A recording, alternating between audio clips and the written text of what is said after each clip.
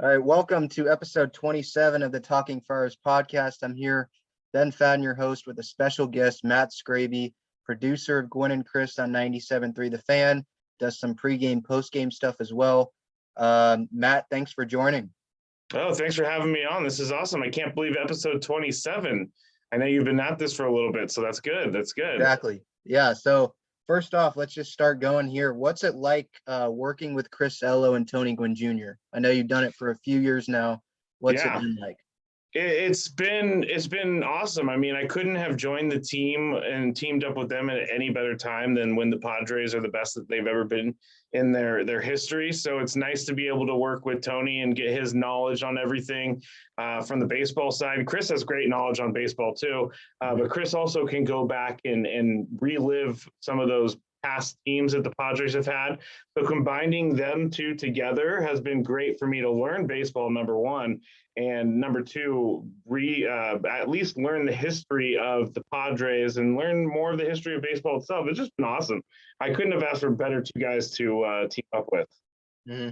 Now, I had Chris on a recent podcast. He said, you work your butt off to make this show what it is. So I'm just curious what your preparation is for the show. Those were definitely some nice words from Chris. Yeah, maybe I should say nicer things about Chris in my first answer. No, but that is very nice words from Chris, and I'm going to have to let him know that you told me that. My preparation is it's evolved over time. It used to be sit in front of the computer and write the show, and that's how you're going to do it. And that's how I started way back when. But over time, it's become more of it's not so much a 24-hour job, but when you think of something, you should write it down because now you can put that later into your rundown and all that. So throughout the day, I'm looking for news stories. Throughout the weekend, I'm looking for news stories. Anything that I could really use to talk about on the show and think that the guys are going to think is interesting as well. And so it just is a continual process just throughout the day. Doing what I already do. Look at sports news on Twitter. And so it's like doing work and having fun at the same time. But prep is what you make it. But at the same time, when I say that, prep is so important because it is what separates you from the people who aren't prepping. You can definitely tell. I've always believed that. I learned that I went to a Palomar Radio sports broadcasting class back, I don't even know, 2010, 2009 or something like that. And that was the first thing we were taught by John Chalesnik is to always prep too much, and he was spot on. Mm-hmm. Now, as a producer, one of your roles as well is booking guests. Can you kind of go into how you do that, how that process is for you? Well, you kind of look for there's a couple different ways. If you want to get into actually how I do it, like you do that, but first is I look for what the big news stories of the day are. So like today, it'll be the Dodgers coming to town to play the Padres. Right. We're recording this on a Monday, so we want to talk about that. We want to talk about some of the things that happened over the weekend. So I've already reached out to my friend Matt Snyder at CBS Sports, who's a baseball writer who is going to come on the show today. Because they're also going to, another big story today is they're going to start, quote unquote, cracking down on those pitchers for the sticky substances. So we wanted to get his viewpoint on that. But actually how I do it, I learned from someone when I first started. She was a producer in News Talk. She told me never delete your show rundown. So I have a Google Doc of every single show rundown I've ever done. And that'll help me get names when I forget them. So I can just type into the Google Doc thing, the search, and then it will pop up. So I can use guests from there that I've already reached out to. Or I can go on the internet and just search for them. Or I can go to Twitter, or I can go to Instagram. There's so many different ways to get people on, but mainly I use text. It might sound impersonal, but I'll just text someone, hey, can you come on the show today, 3:30 p.m. Pacific? It's going to be with Tony Gwynn Jr., Chris Ello, and we'll go from there. Mm-hmm. Yeah. Now moving to the Padres team as a whole, obviously I mentioned you do some pregame, some postgame stuff, and you obviously have some knowledge of the game. So what are your big takeaways so far from this team? There's been ups, there's been downs, like going 3-14 recently. There's been even more ups recently with the Red Series. What have been your main takeaways so far? I've been trying to watch this season differently than any other season I've ever viewed baseball. I've been, like you said, I've been watching baseball forever, as long as I can remember. But I'm trying not to go with the highs and the lows, because those are going to happen with teams. That's going to happen over a long season. And then now look at them; they just won 4 straight, and they're looking to win some more against the Dodgers. But I think this team, I think the veterans on the team really know how to tell the younger guys how they should be thinking and how they should be playing, because we all know that the first half is great to keep up. You need to win in the first half, but really your season's made in the second half. And so I don't think that the veterans of the team allowed the younger guys to get too caught up into what was going on with losing night after night. And I really think that they're going to pick it up in the second half, and they're just going to never look back, because that's what makes legendary teams is second half runs, and I believe fully that that's going to happen. What else can I say? Fernando Tatis Jr. He's amazing. He's so much fun to watch. Like I've been lucky enough to be able to go down to the dugouts and be there for when Chris and Tony interview a player and Fernando Tatis Jr. walks by. That is cool, even for someone who sees players a lot. I love that, and he's a big dude. He's a nice dude. You got so many guys on this team. Ha-Seong Kim over the weekend making himself known with that home run on Saturday and some great defensive plays. The thing about this team is they have so many different personalities and so many different skill sets from players that it's going to take them far. It's going to take them far into the playoffs. It's going to take them far into the season, regular season, because all these guys are finding themselves. It's awesome, really awesome. Yeah. And you mentioned, it makes the Padres are going to be made kind of in that second half. I feel like their schedule at the start of the second half is going to get a little bit easier, but like in September, that's I think they must have the hardest September schedule. So how important do you think it's going to be for the Padres to have momentum going into the All-Star break and continue that going out? So maybe they don't have as much pressure on them in September when they're playing a lot of, really, really great teams. Yeah, that's a good question. I think, well, first off, there's going to be pressure on them throughout the year. There's already pressure on them. They're a winning team, and there's pressure on them from the fans at San Diego. But I feel like the Padres have faced a tough schedule all season long. It seems like every time they get rid of one great pitcher, another great pitcher who is on some crazy win streak comes in and pitches against the Padres. That stuff, I think, is the stuff you can't measure that will build up throughout the year. It's experience for the team. And when it comes down to it at the end, if they need to win a game or if they need to face a tough pitcher and they need to rough them up early, all of this is going to draw back to maybe a series against the Pirates in the beginning of the year. And I think that them momentum is everything for this team. You could see it. Either they go on these 14-game win streaks or 9-game win streak, which they actually did, and then they go on these like losing streaks where they're 3-14 over 17 games. Right. They're a very streaky team, so that can be scary because you could go straight the other way, with the losing streak. But I feel like when they win and they win a lot, baseball is fun for them, and everything else comes easy for those guys on that team. And so, momentum is everything. Momentum is key. If they don't have momentum, I don't think they have enough to make it to the World Series, but they will have momentum, I believe. Mm-hmm. Now, one of those things that I think might get a little bit too talked about, on sports talk radio shows, your show, is the Padres wanting to acquire players when we're in June. We still have, a month and a half to go before the deadline. And whenever a player like Tommy Pham, he comes cold, like at the beginning of the season, callers want to come up and say, oh, we need to trade Pham. We need to go get a Chris Bryant. And sometimes that's just not realistic, just based on just players on the roster, payroll, stuff like that.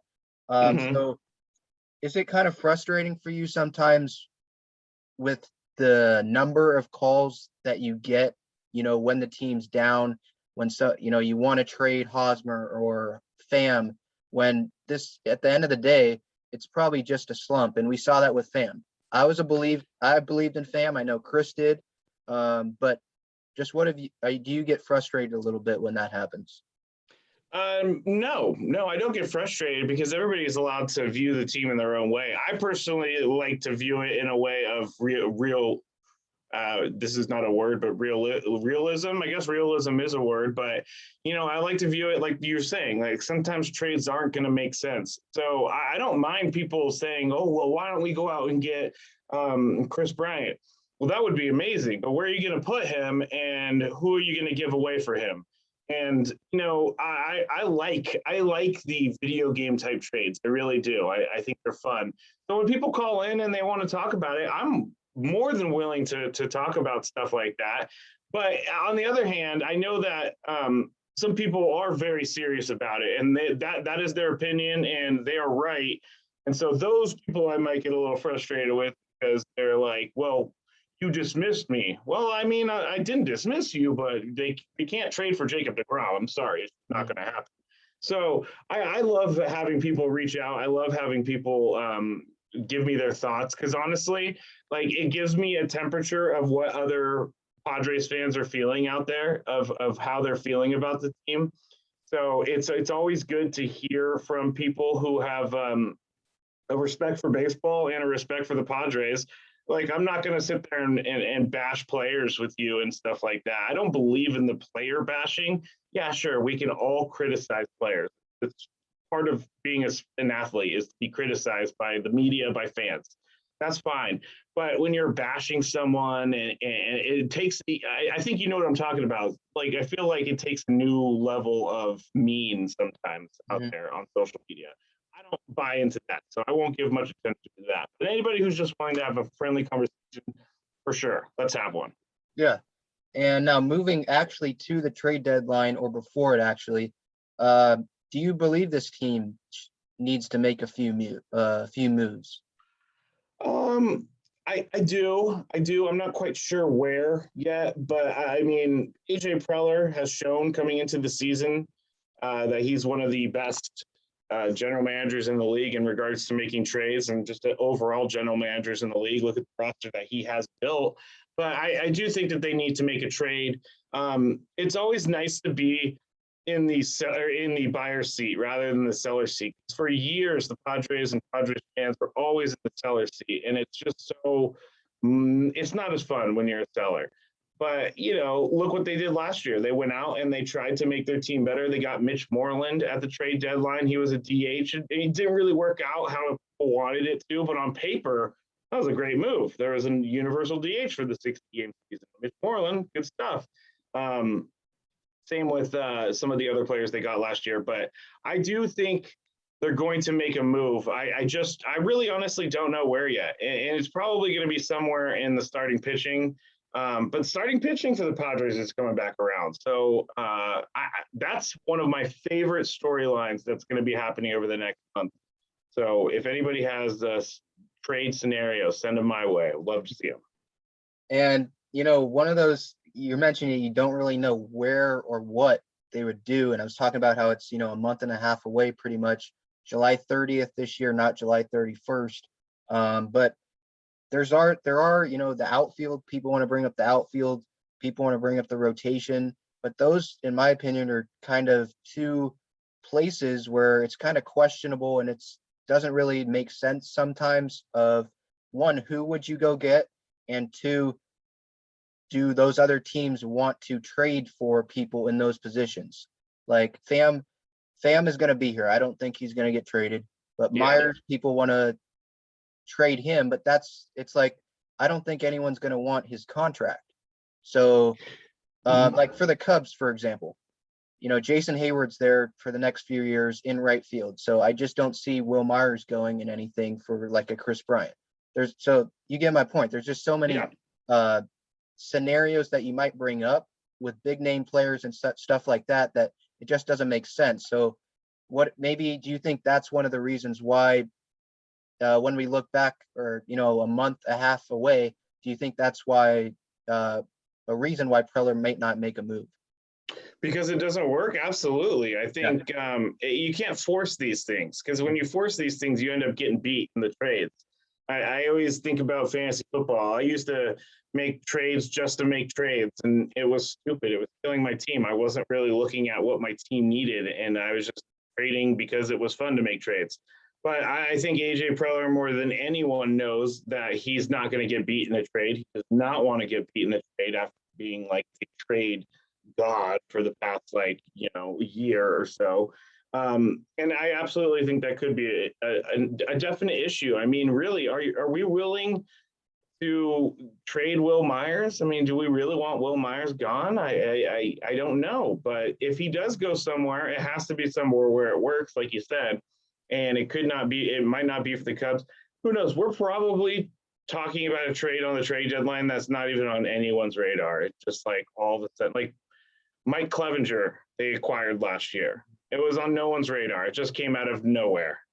Yu Darvish was on no one's radar. It just came out of nowhere. So if anything happens, A, it's like you said, it's going to work for the team. It's going to benefit the team. And B, it's probably someone we're not even talking about. Right. And so I make up the bullpen usage charts, every day, send them out. Yeah. And one of those things where I'm looking at them and the pitch counts and all that, Tim Hill's being used a lot. Drew Pomeranz isn't back yet. Melanson obviously isn't getting younger. He's been great. He's been great this year.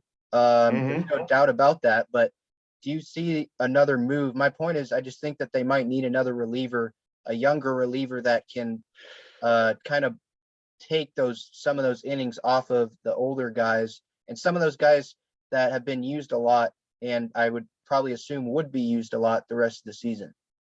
Yeah, I get where you're going. I do. And I think that's why they're kind of trying these new pitchers here, these relievers here in the first part of the season, like Norwood, who made an appearance on Saturday. You got Daniel Camarena, who made an appearance on Saturday. But I think that's why there's been much made about Ryan Weathers being moved down to AAA for whatever reason. I don't understand it. I don't. But I have to think that they have a plan. So, and I think that plan is to allow some of the bubble guys that are in AAA, AA, that they really want to see in big league action. They're going to allow those guys to come up. They're going to allow them a few appearances, and they're going to see what they can do.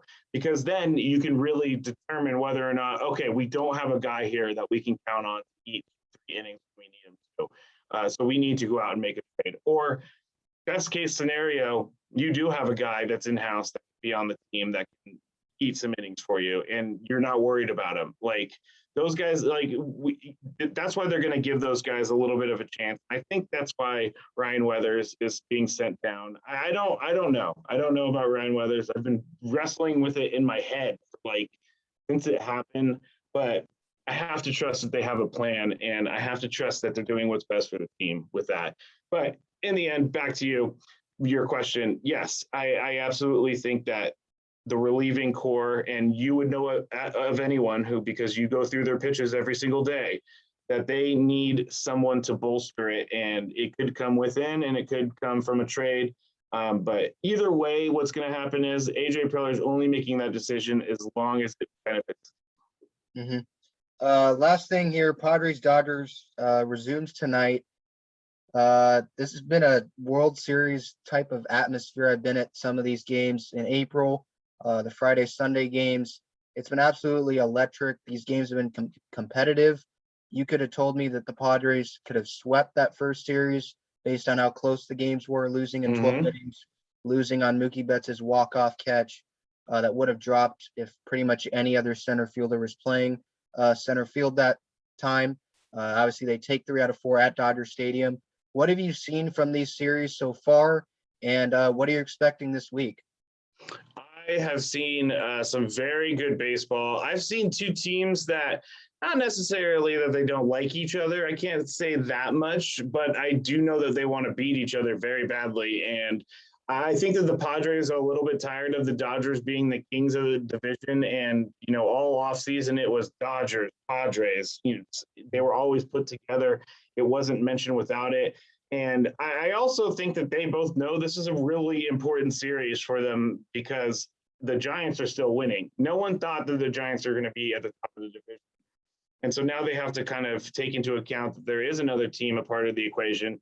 And this series right here can do a lot for the standings. I mean, if one team sweeps, it could just flip flop the standings. So I think that they're going to be a little bit smarter in this series about taking the W's instead of instead of throwing at someone, putting them on base. But what can I say about the two series previous? They have been awesome. They have been so good. And that one game on Friday night when they went to extras, I know that the Padres lost, but still it was back and forth. And then Saturday, Sunday, and then of course when they went up to Chavez Ravine and that game against the Dodgers on Sunday when Fernando Tatis Jr. took Bauer deep twice, I believe, right? Well, that was Saturday. That was Saturday. Oh, Saturday. Okay. Sunday was Justin May. Yeah. Oh, Sunday was Dustin May. Well, either way, I know that I had fun watching all of those games. And Saturday, I should have known that. You're right, because I was on pre and post game that day. Now that I do remember that. But watching them play each other is what baseball is all about. And it's finally a good time for Padres fans to watch Padres Dodgers with knowing that there's actually a chance that they can win and they can win big. So Dodgers coming to town, I think it's going to be bad for the Dodgers. I do. And do we throw around the term must win all the time, and in a regular season series in the middle of the season. But you mentioned with the standings, Padres are 5 games back. Dodgers are 2.5, 3.5 back of the Giants. So if the Dodgers sweep this series, that's going to make it hard for the Padres to come back from that. Mm-hmm. And so I hesitate saying that it's a must win because it is 3 games, but at the end of the day, we know how competitive these games are. You mentioned the Giants not really going away. Do you believe that it is, a must win series? I guess this is as early as you could say must win series. I guess you could, because like you said, it is just 3 games, but I think I hesitate to use the phrase must win as well, but very important to win, very, very, very important to win. Yes, if they're 5 games back and they get swept by the Dodgers, now the Padres are out 8 games of the Giants, and that's not good. You have to keep pace. I mean, there's no other way around it. There is enough time, but there's not at the same time if you go down 10 games. I mean, that's going to be really hard to come back from in the second half, especially with the Dodgers team, especially with that Giants team. If you're the Padres, you have to make sure you're within 5 games, 4 games. I mean, ideally 3 games at any moment in the season because it can turn around. But these are very, very, very, very important games for the Padres. And I think that they know that. I think by moving Yu Darvish to Monday, I think they knew that. Mm-hmm. Yeah, and, in September, they play the Dodgers a bunch. So if they want those games to, be their make or break in terms of winning the division or wild card standings, then I think that they're going to have to win these games, regardless of if it's in the middle of the season or if it was like in April when they took 4 out of 7 in those first two series. Yeah, I mean, one of my favorite things about baseball is that a season can end on something that happened in April. And you won't know it's going to end your season until the end of the season, but one mistake, one mental error, I don't really care about this play. You never know when that could come back to bite you. That's what I love about baseball. It's such a long season, but really, I feel weird saying this, but I do. It comes down to every single pitch throughout the entire year. Even though there's so many pitches, any one pitch you can identify as the thing that either made you or broke you. Mm-hmm. Yeah. So Matt Skraby here joining us. That's pretty much all I have for him. Again, listen to 97.3 The Fans, Gwynn and Chris, every weekday starting at 3. Skraby, I can't thank you enough for your time, and we'll talk down the road. Yeah, of course.